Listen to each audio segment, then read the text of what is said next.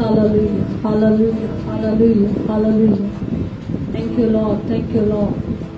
धन्यवाद करते हैं परमेश्वर आज के दिन के लिए, तेरी स्तुति करते हैं प्रभु, तेरी प्रशंसा करते हैं मेरे जिंदा बाप। खुदावंद आज के दिन के लिए धन्यवाद देते हैं जो आपने हमारी जिंदगियों में दिया। पिता परमेश्वर खुदावंद, आराधना में जाने से पहले हम छोटी सी दुआ तेरे सामने करते हैं मेरे परमेश्वर। अपने आप को हम तेरे जोरावर हाथों में दे देते हैं मेरे परमेश्वर। खुदावंद इस हंसूरी को अपनी इच्छा के अनुसार चलाइए मेरे परमेश्वर। जैसा आप चाहते हैं खुदावंद वैसा होने पर मेरे खुदावंद। पिता आज की आराधना शारीरिक नहीं बल्कि आत्मिक आराधना होने पर मेरे खुदावंद।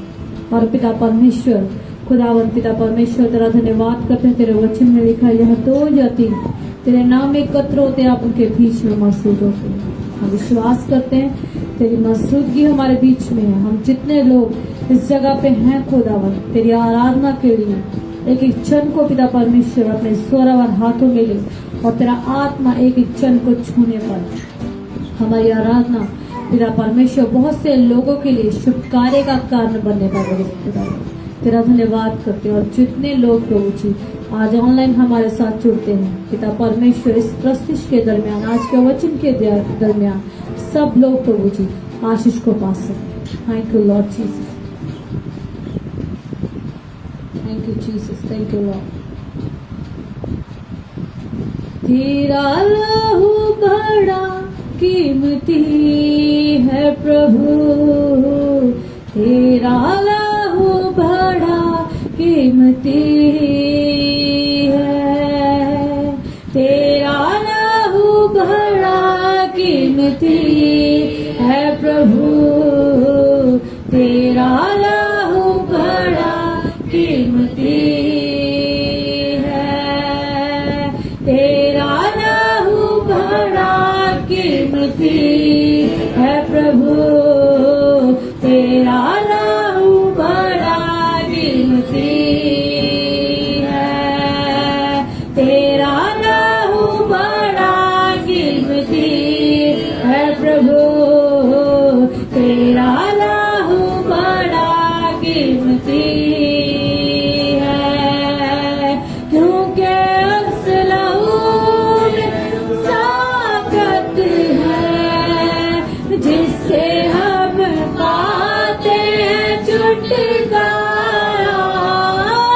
तेरे उस लहू में जो सामर्थ है जिससे हम पाते हैं छुटकारा, तेरे उस लहू में जो सामर्थ है जिससे हम पाते हैं छुटकारा, तेरा लहू बड़ा कीमती है प्रभु, तेरा लहू बड़ा कीमती है, तेरा लहू बड़ा कीमती है प्रभु, तेरा लहू बड़ा कीमती है, तेरा लहू बड़ा कीमती है प्रभु,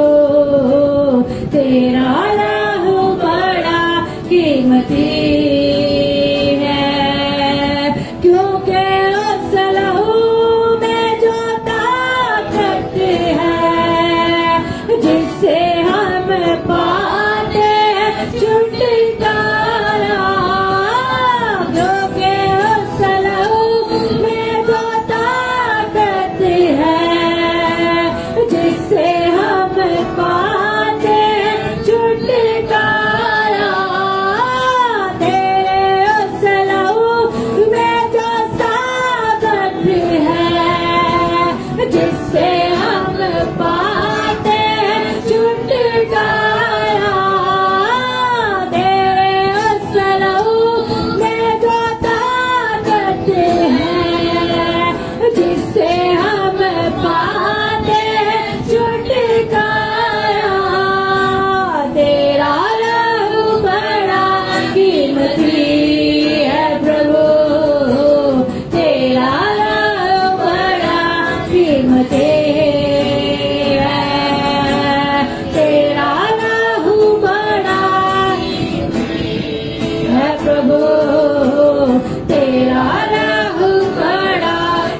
कीमती है।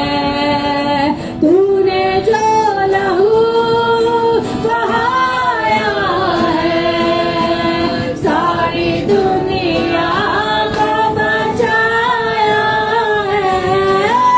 तूने जो लहू बहाया है, सारी दुनिया को बचाया है।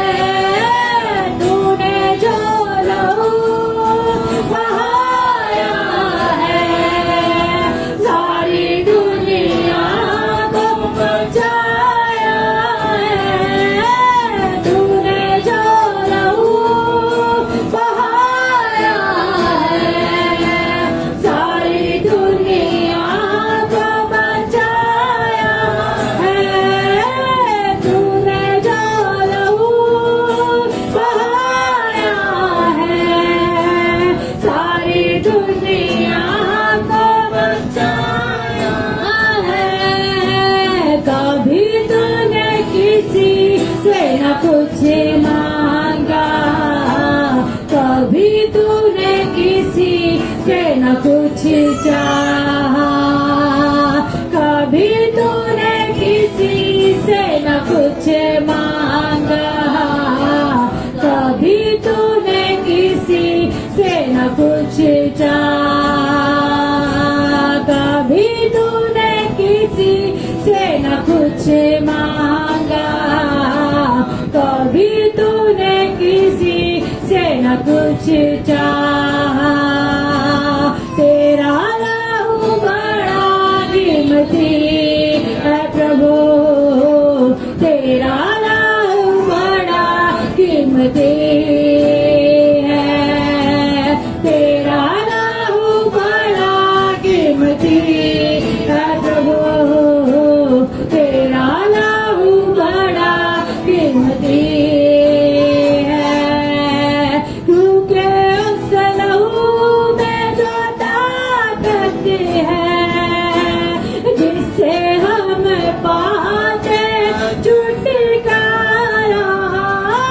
क्योंकि उस लहू में जो ताकत है, जिससे हम पाते हैं छुटकारा। तेरे उस लहू में जो सामर्थ है, जिससे हम पाते हैं छुटकारा। तेरे उस लहू में जो सामर्थ है, जिससे हम पाते हैं छुटकारा। तेरा लहू बड़ा कीमती है प्रभु, तेरा लहू बड़ा कीमती है। तेरा लहू बड़ा कीमती है यीशु, तेरा लहू बड़ा कीमती है। तेरा लहू बड़ा कीमती है प्रभु, तेरा लहू बड़ा कीमती है।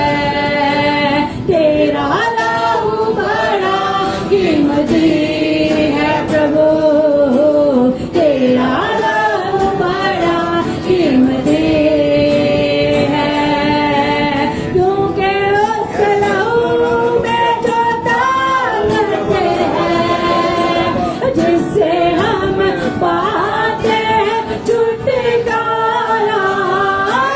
क्योंकि उस लहू में जो सामर्थ है, जिससे हम पाते हैं छुटकारा।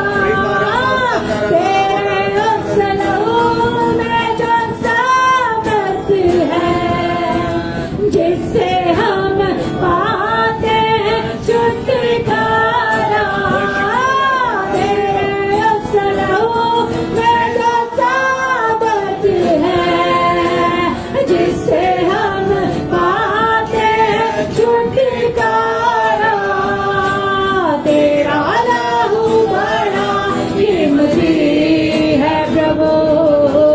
तेरा लहू बड़ा कीमती है, तेरा लहू बड़ा कीमती है यीशु, तेरा लहू बड़ा कीमती है, तेरा लहू बड़ा कीमती है प्रभु, तेरा लहू बड़ा Worship you, Lord. है। तूने जो लहू बहाया है, सारी दुनिया को बचाया है। तूने जो लहू बहाया है, सारी दुनिया को बचाया है। तूने जो लहू बहाया है, सारी दुनिया को बचाया है। तूने जो लहू बहाया है, सारी दुनिया को बचाया है। कभी तूने किसी से न कुछ मांगा, कभी तूने किसी से न कुछ चाहा, कभी तूने किसी से न कुछ मांगा, कभी तूने किसी से न कुछ चाहा। तेरा लहू बड़ा कीमती है प्रभु, तेरा लहू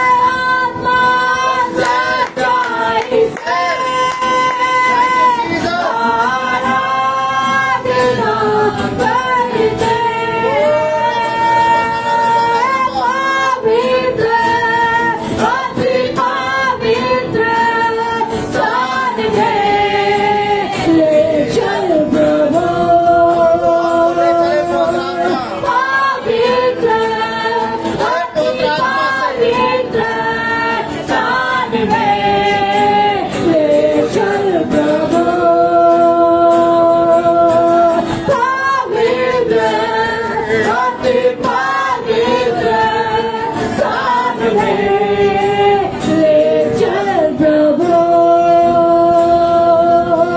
मुझको तू अपने लहू से धो दे मेरे प्रभु मुझको तू अपने लहू से धो दे मेरे प्रभु तेरे सामने झुकते हैं सजदा हम करते हैं तेरे सामने झुकते हैं सजदा हम करते हैं आत्मा सच्चाई से आराधना करते हैं आत्मा सच्चाई से आराधना करते हैं आत्मा सच्चाई से आराधना करते हैं आत्मा सच्चाई से आराधना करते हैं पवित्र अति पवित्र स्थान में ले चल प्रभु पवित्र अति पवित्र स्थान में ले चल प्रभु पवित्र अति पवित्र स्थान में ले चल प्रभु मुझको तू अपने लहू से धो दे मेरे प्रभु सब बोलिए कि प्रभु अपने लहू से मुझे धो दे अपने आप को परमेश्वर के हाथों में दे लीजिए अपने हाथों में उठा लीजिए क्योंकि उसकी गहरी उपस्थिति उसका पवित्र सिंहासन हमारे बीच में रख चुका है वो हमें छूना चाहता है वो आज हमें तृप्त करना चाहता है अपने आत्मा से अपने समझ से और यस जीसस अपने आप को खिलौने में दीजिए झुका दीजिए अपने आप को उसके सामने सजदा कीजिए उसको खुदा परमेश्वर का धन्यवाद और yes Jesus thank you Jesus thank you Jesus thank you Jesus और यस लॉर्ड धन्यवाद धन्यवाद धन्यवाद तेरा परमेश्वर तेरी मौजूदगी के लिए तेरे सामर्थ के लिए यस लॉर्ड और यस आत्मा सच्चाई से और नमस्ते आराधना करते हैं आत्मा सच्चाई से आराधना करते हैं आत्मा सच्चाई से आराधना करते हैं पवित्र अति पवित्र स्थान में ले चल प्रभु पवित्र अति पवित्र स्थान में ले चल प्रभु पवित्र अति पवित्र स्थान में ले चल प्रभु मेरे सामने झुकते हैं सजदा हम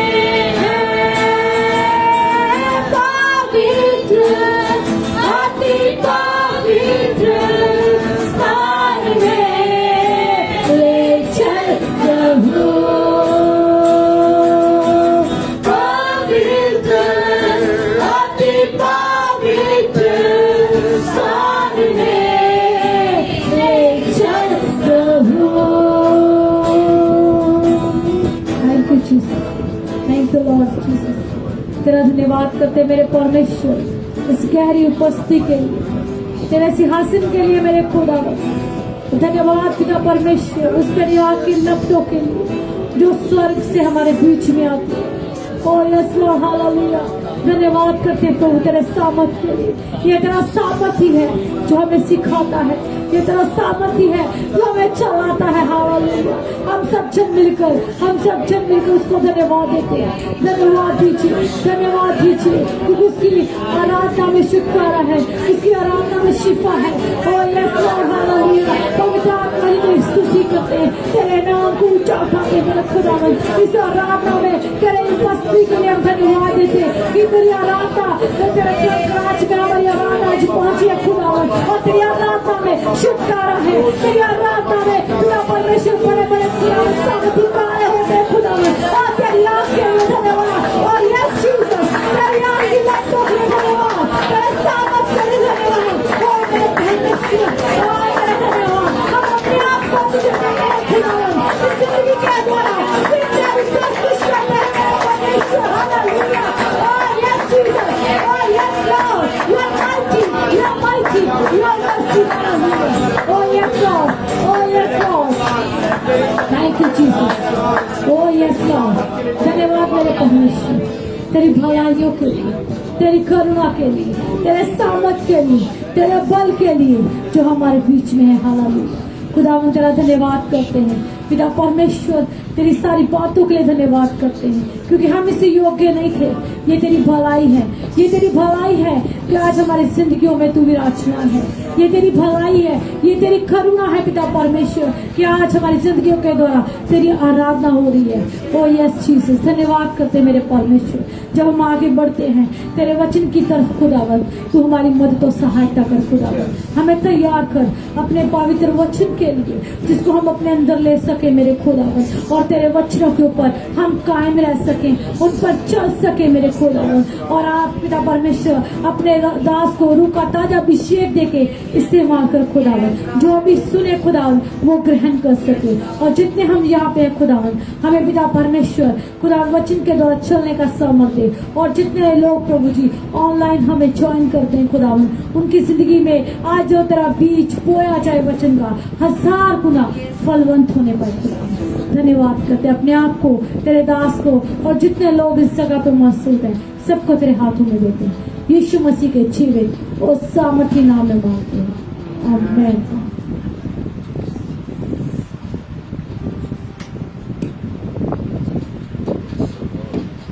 Praise the Lord, hallelujah.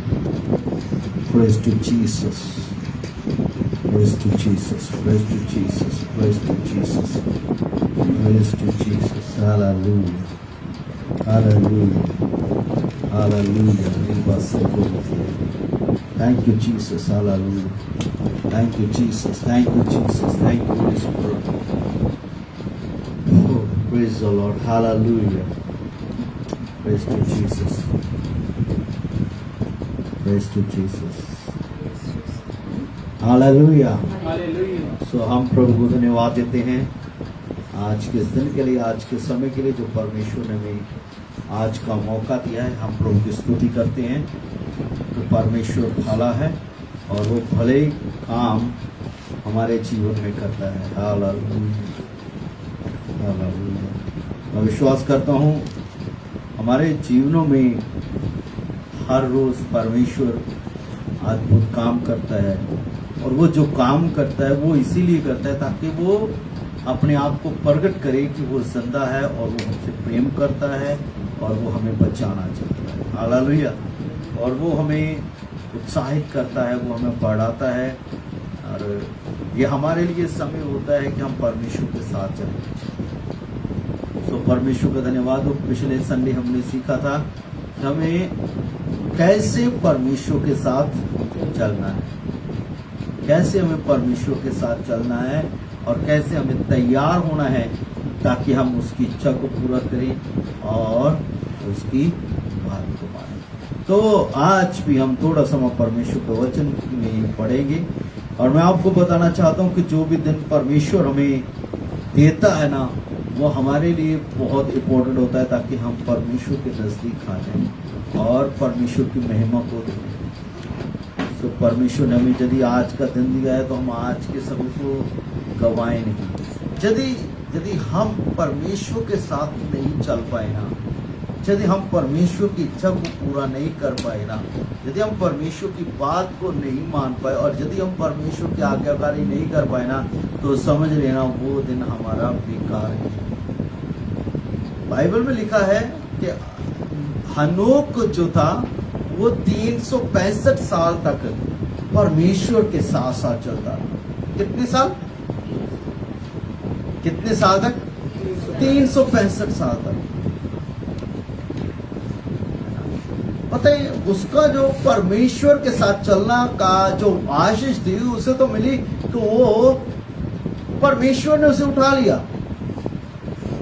Secondly जो उसकी आशीष मिली, उसकी जो संतान थी, सबसे ज्यादा बाइबल के अंदर में सबसे ज्यादा आयु उसके बेटे की हुई, जिसका नाम था मतुसलह, और उसकी उम्र थी 969 यानी कि 969 वर्ष। कितनी बड़ी आशीष। यानी कि परमेश्वर के साथ यदि हम चलते हैं ना, तो हमें कहीं पर भी नुकसान नहीं है, कहीं पर भी घाटा नहीं है। यदि कोई कहता है ना कि मैं परमेश्वर के साथ चला हूं और मुझे नुकसान हुआ, तो इट मीन्स वो चला ही नहीं है। क्योंकि जो लोग परमेश्वर के साथ चलते हैं ना, वो कभी भी नीचे नहीं जाते, वो ऊपर चलते हैं। हालेलुया। और परमेश्वर उन्हें बढ़ाता है। अब्राहम परमेश्वर के साथ चला, परमेश्वर ने उसे कितना बढ़ाया। तो मेरे पास बहुत सारी उदाहरण है जो मैं बता सकता हूँ। एलिया परमेश्वर के साथ चला, लेकिन उसको कभी भी शर्मिंदगी नहीं सहनी पड़ी। 450 बाल के पुजारी थे, वो अकेला ही था वहां पर। वो एक चिंगारी तक न लगा सके, लेकिन जो उसकी प्रार्थना थी एलिया की, उससे पानी तो क्या, पत्थर तो क्या, पूरी फेंट भी आग से जल गई। और आग कहां से आई? धरती से नहीं, स्वर्ग से आग आई थी। तो मैं आपको बताना चाहता हूं, जो परमेश्वर के साथ चलते हैं ना, वो बड़ी बड़ी आशीषों को पाते हैं। जो परमेश्वर के साथ चलते हैं ना, वो बीमार नहीं रहते, वो चंगे हो जाते परमेश्वर के साथ चलते चलते।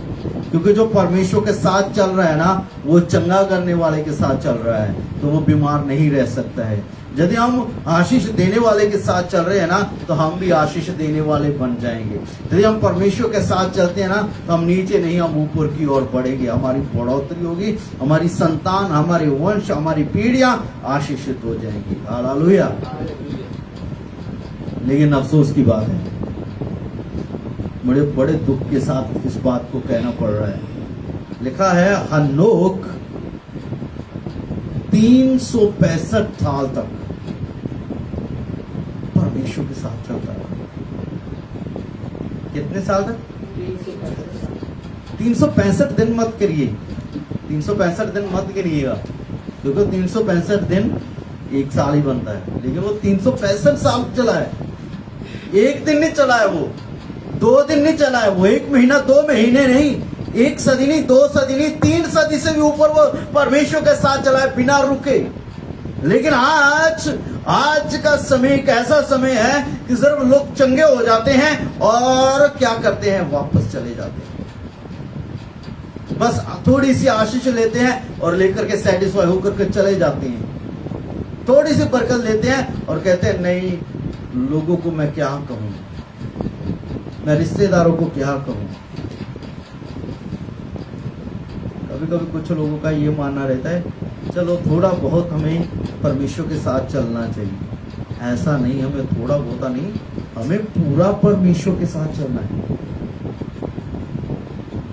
तो पूरी जिंदगी परमेश्वर के साथ चला है, परमेश्वर के साथ चला है।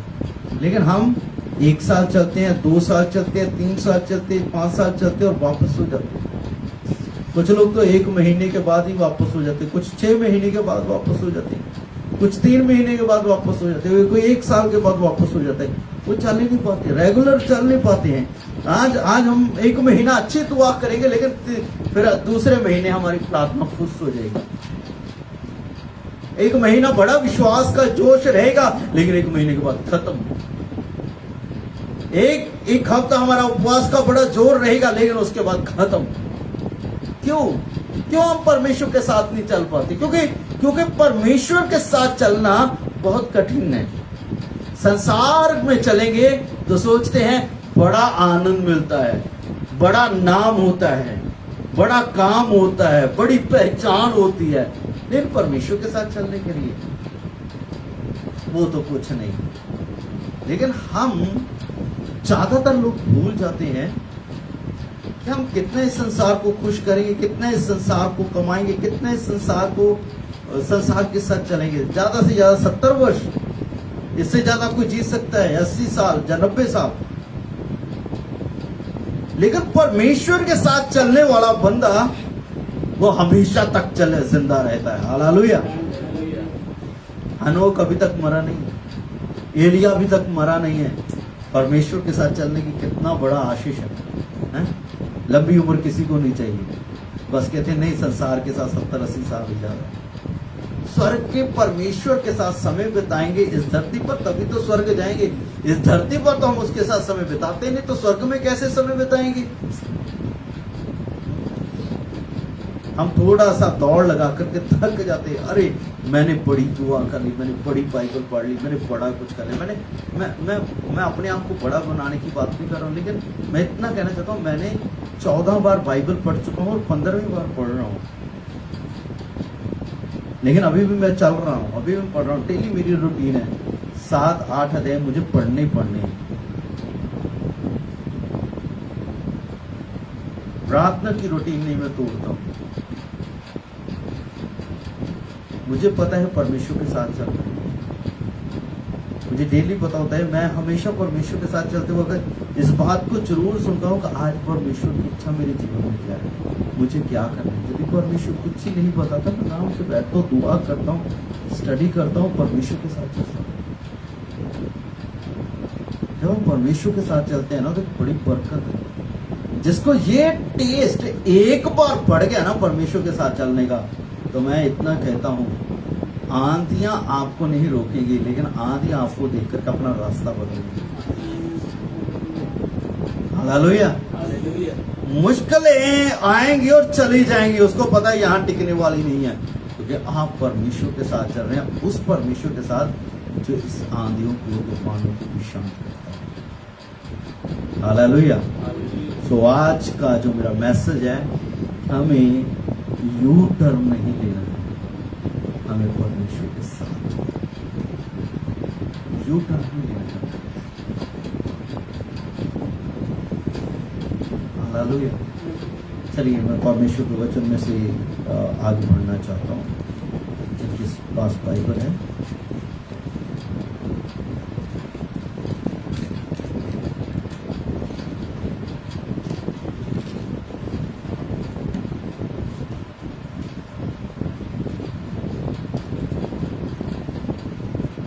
छह अध्याय, इब्रानियों की पत्री 6 अध्याय,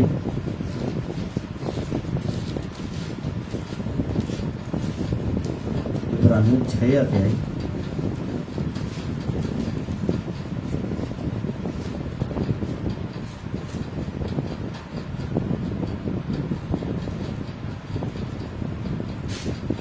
4 वचन से लेकर के 6 वचन तक।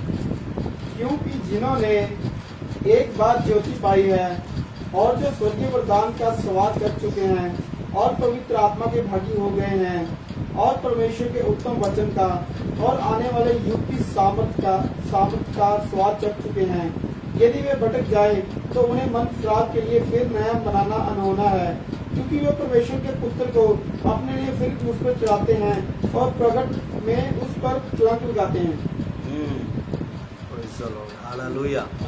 यहाँ पर क्या लिखा हुआ है? क्योंकि जिन्होंने एक बार ज्योति पाई और जो स्वर्गीय वरदान का स्वाद चख चुके हैं और पवित्र आत्मा के भागी हो गए हैं और परमेश्वर के उत्तम वचन का और आने वाले युग की सामर्थ का स्वाद चख चुके हैं, यदि वे भटक जाएं तो उन्हें मन फिराव के लिए फिर नया बनाना अनहोना है, क्योंकि वे परमेश्वर के पुत्र को अपने लिए फिर क्रूस पर चढ़ाते हैं और प्रगट में उस पर कलंक लगाती। यह वचन उन लोगों के लिए है जो लोग परमेश्वर के स्वर्गीय वरदान का स्वाद चख चुके हैं, जिन्होंने परमेश्वर की ज्योति पाई है, जिन्होंने परमेश्वर के उत्तम वचन का और आने वाली युग के सामर्थ का स्वाद चखा है और पवित्र आत्मा में भागी हुए हैं। मालिक कितनी चीजें हैं। पहली चीज, उन्होंने ज्योति पाई। दूसरा, स्वर्गीय वरदान का स्वाद चुक चुके हैं। तीसरा, पवित्र आत्मा के भागी हो गए हैं। चौथा, उत्तम वचन का। और छठवां, आने वाले युग की सामर्थ का स्वाद चख चुके हैं।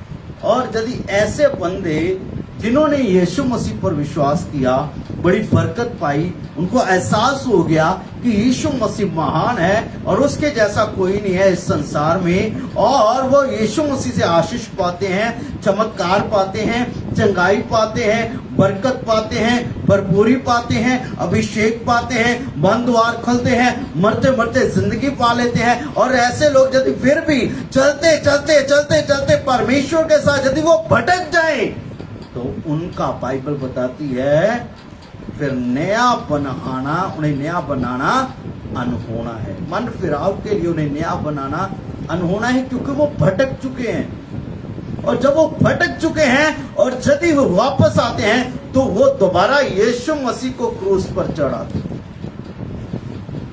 तो वो अपने लिए दोबारा यीशु मसीह को क्रूस पर चढ़ाते हैं। सो ये वचन पर हम कुछ समय के लिए मनन करेंगे।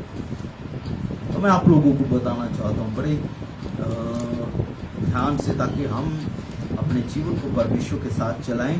इस वचन को ध्यान से सुनना है। मैं बताना चाहता हूँ आप लोगों को, ये जो इब्रानियों की पत्री में लिखा हुआ 6 अध्याय का 4 वचन से लेकर 6 वचन तक, मैंने कुछ बातें जो थी पहले भी इब्रानियों की पत्री में से आप लोगों के साथ शेयर की थी, लेकिन आज फिर एक समय है जो परमेश्वर का आत्मा ने मेरी मदद की, ताकि मैं इस वचन को आप लोगों के साथ बोल पाऊं। ताकि बहुत सारे लोग हैं, हम चलते चलते ढीले पड़ चुके हैं, कमजोर पड़ चुके हैं, हम विश्वास से हट चुके हैं, हमने वचन को पढ़ना और उसको मानना बंद कर दिया है, हमने दुआ करना बंद कर दिया है, हमने संगति करना बंद कर दिया है, हमने उपवास करना बंद कर दिया है, हमने परमेश्वर के साथ चलना बंद कर दिया है, हमने परमेश्वर की आज्ञाकारी करनी बंद कर दी है। हम अपने आप को व्यस्त कर रहे हैं दुनियादारी में, संसार में और संसार में की वस्तुओं में। हमें संसार को पसंद नहीं करना, हमें परमेश्वर को पसंद करना। मैं आप लोगों को बताना चाहता हूँ कि आप परमेश्वर के साथ चलेंगे तो हम परमेश्वर को प्रसन्न करते हैं। यदि संसार के साथ चलते हैं तो संसार को प्रसन्न करते हैं। संसार के साथ चलने वाला परमेश्वर को प्रसन्न नहीं कर सकता, लेकिन जो परमेश्वर के साथ चलने वाला है वो संसार को प्रसन्न नहीं कर सकता है। अभी फैसला हमारे साथ हाथ में है, हमें क्या करना है, हमें परमेश्वर को प्रसन्न करना है। परमेश्वर के साथ चलते चलते जब संसार के साथ चलते चलते संसार में ही व्यस्त होना है, क्योंकि पहले यूहन्ना की पत्री में लिखा हुआ है, संसार और संसार में की सारी वस्तुएं और अभिलाषा नाश होती जाती है, नाश हो जाएगी सब कुछ। तो इसलिए मैं आपको कहना चाहता हूँ, सीरियस हो जाए, परमेश्वर के साथ चले। मैं बताना चाहता हूँ ये इब्रानियों की पत्री जिसमें से हमने आज पढ़ा है, बताया जाता है कि इसको लिखने वाले 2 लोग हैं, 3 भी बताते हैं। कुछ स्कॉलर कहते हैं इसे अनचान ने लिखा है, लेकिन जिसने भी इब्रानी को पत्री लिखी है, तो ये इब्रानी की पत्री कुछ ऐसे यहूदी लोगों के बारे में लिखी गई थी, यहूदी लोगों के लिए लिखी गई थी, जिन्होंने एक समय में, बड़े ध्यान से सुनना, ये वो लोग थे जो रोम में रहते थे, यहूदी लोग,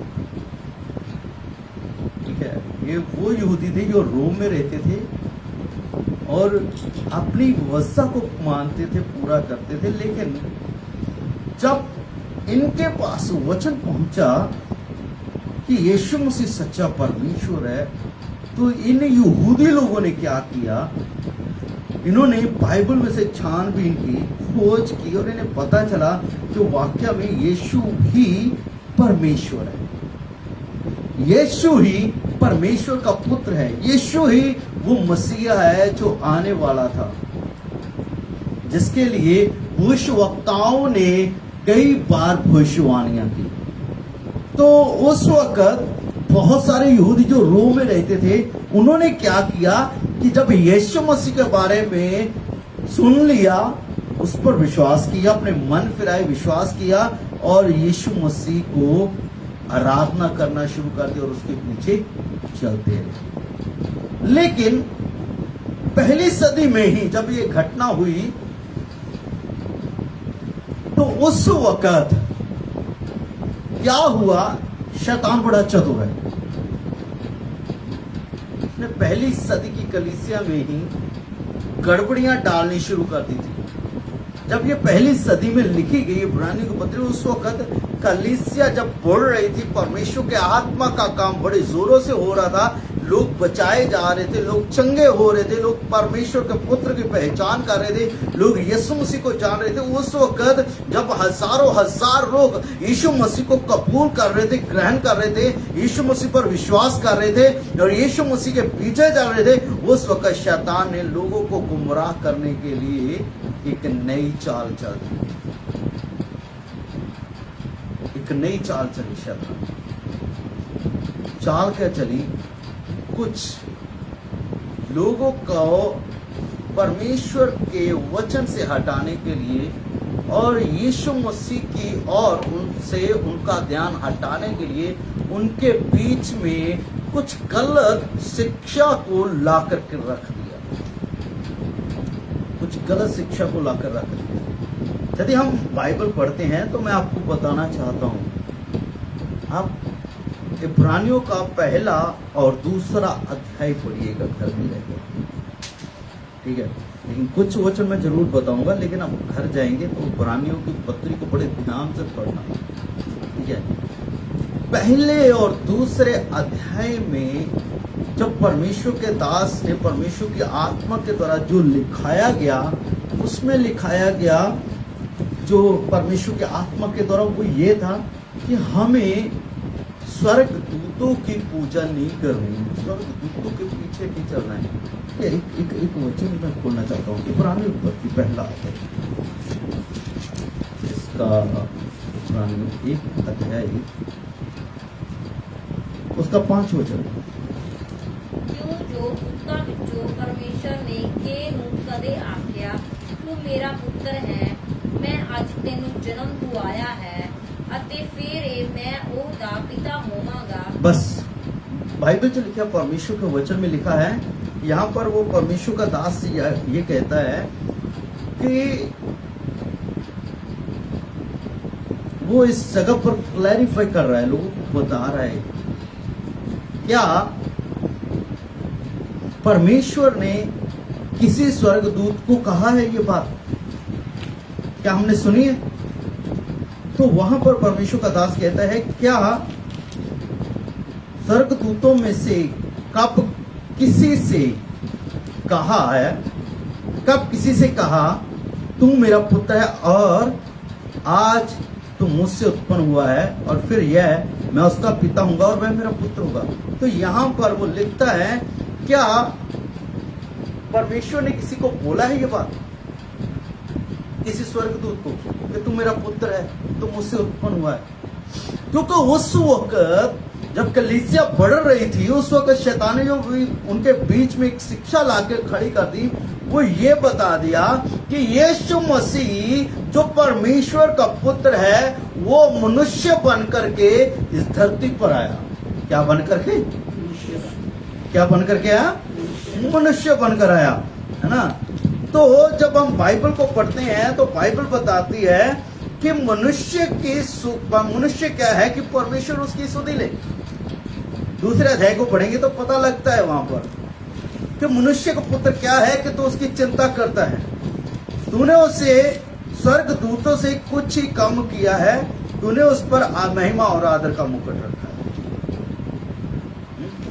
तो यहां पर वो क्लियर करता है कि यीशु जो उस वक्त शिक्षा थी वो यही थी कि यीशु मसीह मनुष्य के रूप में आया और मनुष्य जो है वो स्वर्गदूतों से कम बनाया गया है। यानी कि जो स्वर्गदूत में क्वालिटी है, जो स्वर्गदूतों में सामर्थ्य है, ताकत है, जो मनुष्य है, जो इंसान है, वो स्वर्गदूतों से कम बनाया है, स्वर्गदूतों के जैसा नहीं बनाया। तो उस वक्त जो शिक्षा निकली कि क्या है कि जो स्वर्गदूत हैं वो यीशु मसीह से क्या है, उत्तम है। ये शिक्षा आ चुकी थी। क्यों? क्योंकि यीशु मसीह जब मनुष्य के पुत्र के रूप में आया, मनुष्य के रूप में आया, तो वह स्वर्गदूतों से कम है। तो स्वर्गदूत क्या करते हैं? हमारे लिए संदेश लेकर आते हैं। स्वर्गदूत क्या करते हैं? हमारे लिए लड़ते हैं। इसलिए वो गलत शिक्षा उन दिनों में यहूदी लोगों में इतनी फैल गई कि बहुत सारे लोग जो यहूदी लोग थे वो यीशु मसीह से पीछे हट गए और उन्होंने ऐसा यू टर्न लिया कि उन लोगों ने यीशु मसीह को छोड़ करके स्वर्गदूतों की आराधना और पूजा करने लगे, उनकी खोज करने लगे, उनकी चाह करने लगे, उनको प्रेम करने लगे, उनकी जो उनके पीछे चलने लगे, उनके बारे में जानने लगे। उन्होंने यीशु मसीह को छोड़ दिया। मैं जो बात आपको कहना चाहता हूं, एक वचन के साथ खोलिए, कुलुस्सियों की पत्री 2 अध्याय 18 वचन।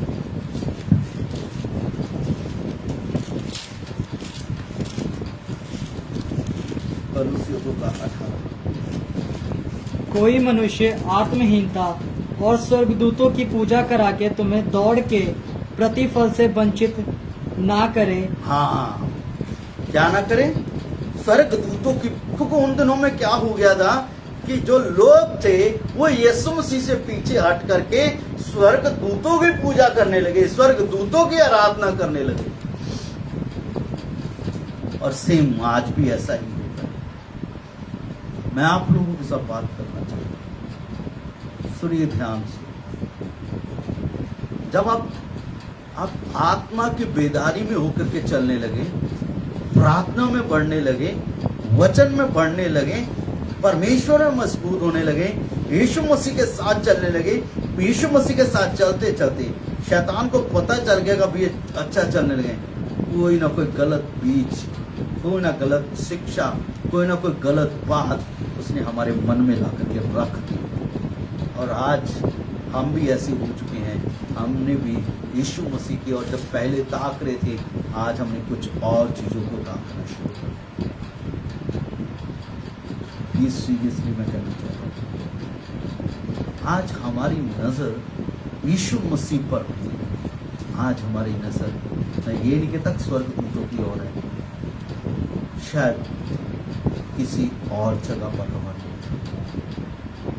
वो आप लोग जानते हैं कि आपकी नजर किस ओर है, आपका ध्यान किस ओर है, आपका मन किस ओर है, आपका जीवन किस ओर है, और आपका चेहरा किस ओर है, और आप किसको ताक रहे हैं, आप किसकी खोज कर रहे हैं, आप क्या ढूंढ रहे हैं? क्योंकि यीशु मसीह से नजर हट चुकी है। आप लोगों ने यू टर्न ले लिया। मैं आपको बताना चाहता हूँ, पहले और दूसरे अध्याय में जो लिखने वाला वो कहता है कि स्वर्गदूत सिर्फ उद्धार पाने वाले लोगों के लिए सेवा करने वाली आत्माएं हैं। स्वर्गदूत क्या है?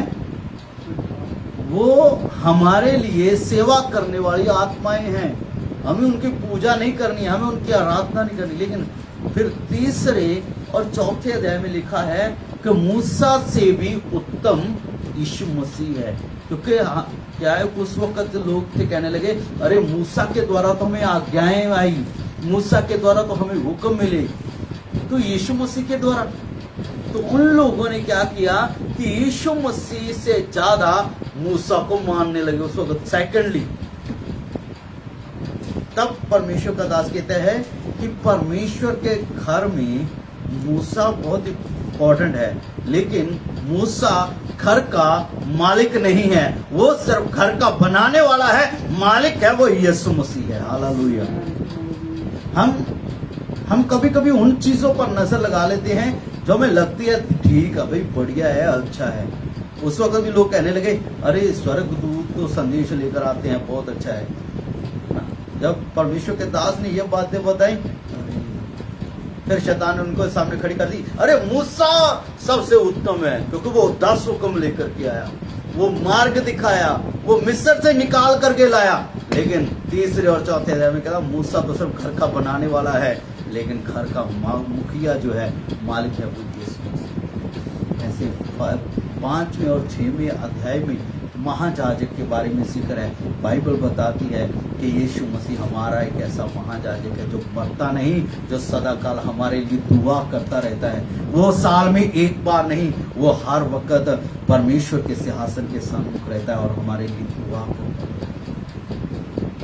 ऐसे ही बाइबल जो लिखा गया है, इब्रानी को पत्री वो लिखा गया ताकि हम लोग यू टर्न ना लें, ताकि उस वक्त के रोम के यहूदी लोग यू टर्न ना लें, वापस यीशु की ओर ताकें। मैं आप लोगों को बताना चाहता हूँ इस वक्त एक स्टोरी के साथ। एक बाइबल को जब हम लूका रचित सुसमाचार पढ़ते हैं तो उसका 10 अध्याय उसका 30 वचन से लेकर के 37 तक जब हम पढ़ते हैं तो वहां पर लिखा हुआ है, यीशु मसीह ने कहा एक मनुष्य था जो यरूशलेम छोड़ करके यरीहो को जा रहा था।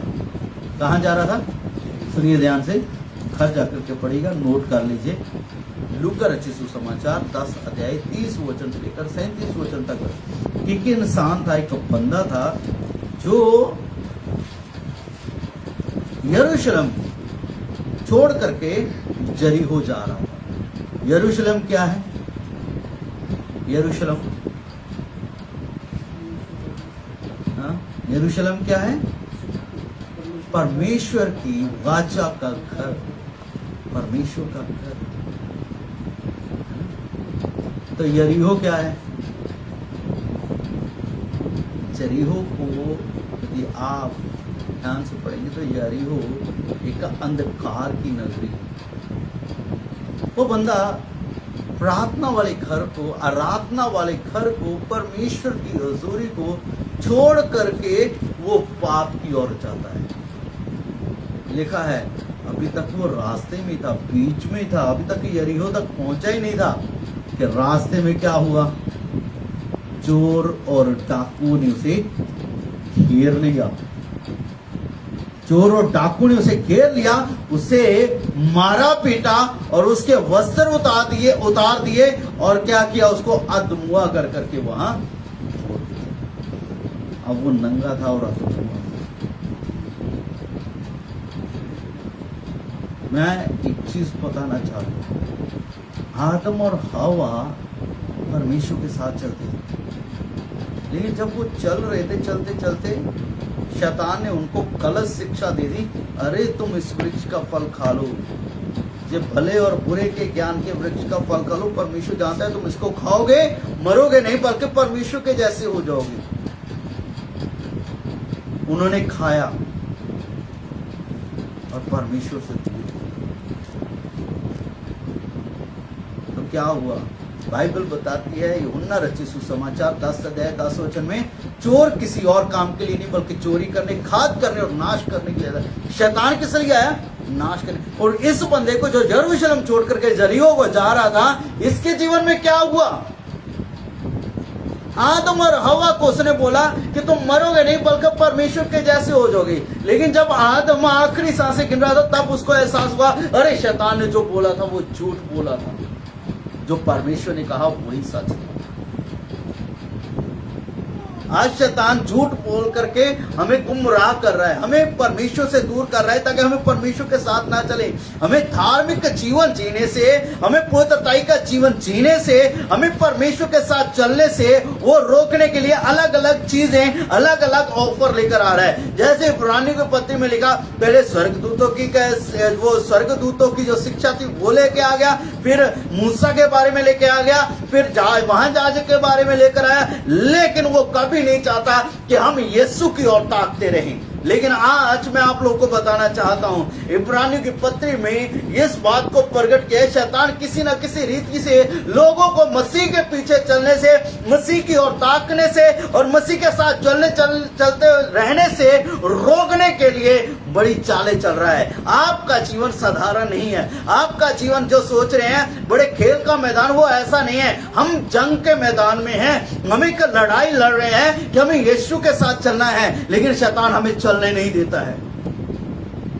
हमें चलने नहीं देता है। वो हमारे रास्ते में मुश्किलें, परेशानियां, गलत शिक्षाएं और कई ऑफर और घटनाएं और बहुत सारी धन दौलत, बहुत कुछ हमारे सामने लेकर आता है ताकि हमारी नजर यीशु से हट जाए।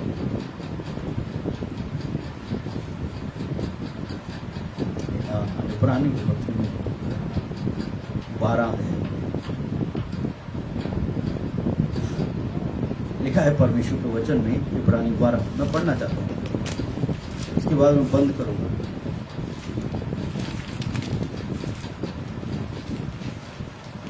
लास्ट में जो कहता है,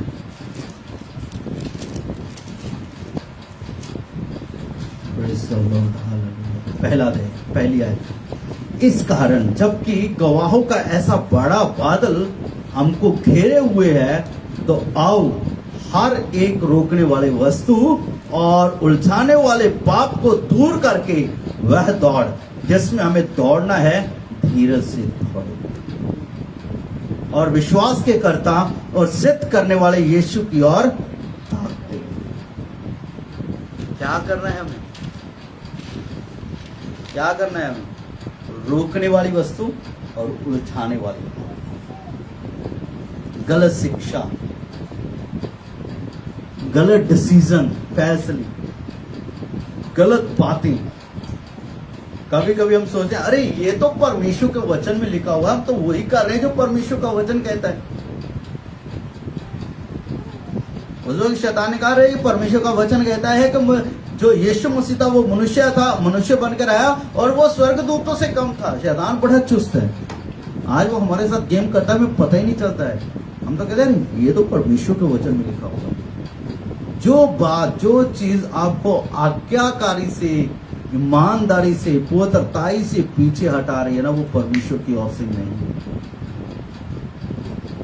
जहां आपका ध्यान को यीशु मसीह से हटाने के लिए जो बात आ रही है, वो परमेश्वर की ओर से नहीं है। चाहे हमारे जीवन में कुछ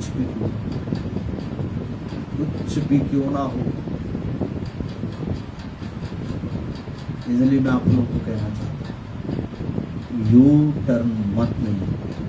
यदि आप यू टर्न ले चुके हैं ना, तो वापस यीशु की ओर आ जाए। आपका यू टर्न आपको बड़ी दूर तक ले जाएगा परमेश्वर से। आदम और हवा को परमेश्वर से दूर कर दिया, वो मरने लगे तब एहसास हुआ रहे नहीं सचमुच मर रहे हैं।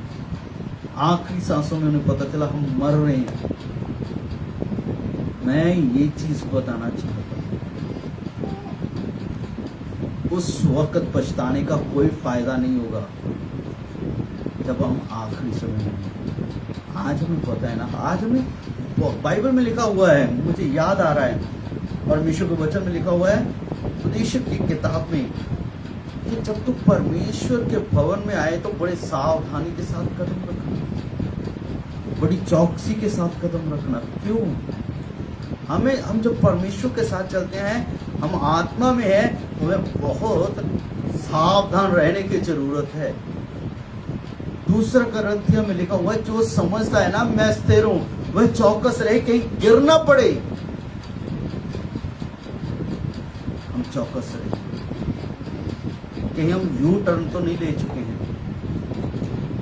कहीं हमें ऐसे ऑफर तो नहीं आ रहे जहां हम यीशु मसीह से दूर किए जाएंगे, या ऐसी कुछ हालात तो नहीं बन रहे हैं जहां हमारा ध्यान यीशु मसीह से हट करके कहीं और लग रहा है। हम अपने आप को देख लें। मैं चाहता हूं अपनी आंखों को बंद करिए, सिरों को झुकाइए।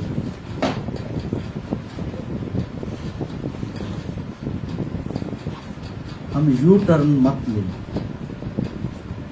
हमें परमेश्वर के साथ चलना है, परमेश्वर के साथ चलना है। बाइबल में लिखा हुआ है, वो बंदा कभी गुमराह नहीं होगा जो परमेश्वर की आत्मा की अगुवाई में चलता है। जो परमेश्वर की आत्मा की अगुवाई में चलता है वो गलत मार्ग पर नहीं जाएगा, वो गलत शिक्षा की ओर नहीं फिरेगा, वो गलत बातों की ओर मन नहीं लगाएगा, वो उलट सीधी बातों की तरफ नहीं जाएगा, वो हर एक उलझाने वाले पाप और रोकने वाली वस्तु को दूर करेगा और सिद्ध करने वाले यीशु की ओर ताकता रहेगा और उसके पीछे पीछे चलता रहेगा। यीशु मसीह ने कहा, मेरी भेड़ें मेरी आवाज को सुनती हैं और मेरे पीछे चलती हैं। यदि आप यीशु की भेड़ें हैं तब किसकी आवाज सुन रहे हो और किसके पीछे चल रहे हैं? यीशु मसीह हमें आदर्श दिया कि हम उसके साथ साथ चलते। फैसला हमारे हाथ में। परमेश्वर आज के वचन के द्वारा हमें जगा रहा है ताकि हम उसके साथ साथ चलें, भटके नहीं। अभी वो समय नहीं है कि हम भटक जाएं, क्योंकि हम अंतिम दिनों में हैं। हमारे भटकने का समय नहीं है। हमें अपनी चाल को देखना है, हमें अपने चरित्र को देखना है, हमें अपने स्वभाव को देखना है ताकि हम यीशु के साथ चलें। शैतान की बात को मत माने। आइए हम दुआ में जाएंगे। पिता, धन्यवाद देता हूँ यीशु मसीह के नाम में।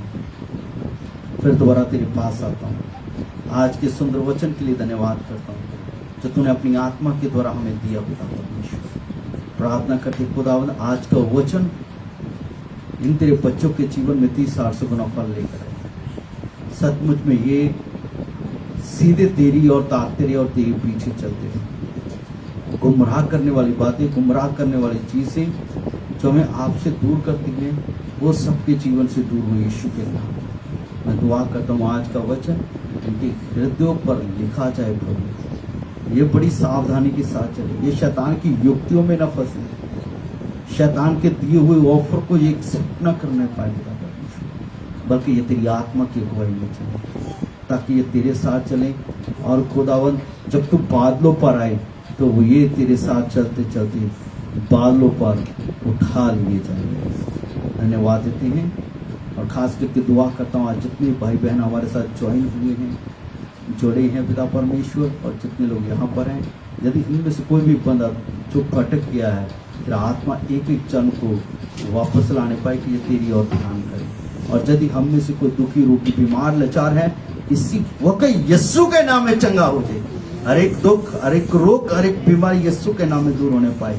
और जितनी भटकाने वाली आत्माएं हैं, इनके जीवनों में से यीशु के नाम में चाहे ये खुदावन तेरी ओर ताकते हुए आगे बढ़ने पाए। पिता, धन्यवाद देता हूँ आज के सुंदर समय के लिए, आज के वचन के लिए। तेरा शुक्र करते हैं यीशु मसीह के नाम में, आमीन। हालेलुया। सबको जय मसीह की प्रभु, सबको आशीष।